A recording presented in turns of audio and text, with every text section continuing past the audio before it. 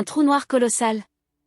Des astronomes ont identifié un trou noir d'une masse estimée à 30 milliards de fois celle de notre Soleil, ce qui en fait l'un des plus massifs jamais observés. Situé à environ 250 millions d'années-lumière de la Terre, dans la galaxie ESO 444 à 46, ce trou noir supermassif défie les modèles théoriques actuels. Méthode de détection. La découverte a été réalisée grâce à une technique appelée lentille gravitationnelle.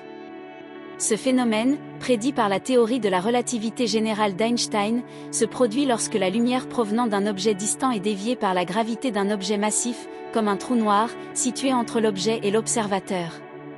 En analysant la manière dont la lumière est déformée, les scientifiques peuvent déduire la masse de l'objet qui cause la lentille gravitationnelle. Limite de la croissance des trous noirs. Jusqu'à présent, les scientifiques pensaient que la croissance des trous noirs supermassifs était limitée par le processus d'accrétion de matière. Lorsque la matière tombe vers un trou noir, elle forme un disque d'accrétion qui émet un rayonnement intense. Ce rayonnement peut exercer une pression sur la matière environnante, limitant ainsi le taux d'accrétion et la croissance du trou noir.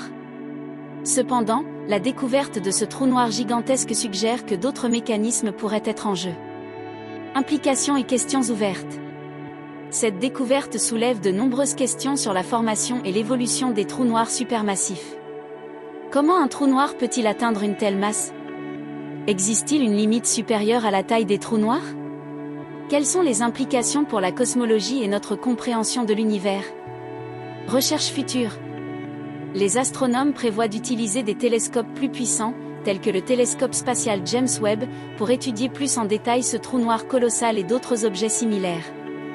Ces observations pourraient fournir des indices précieux sur les mécanismes de croissance des trous noirs et les limites de notre connaissance de l'univers.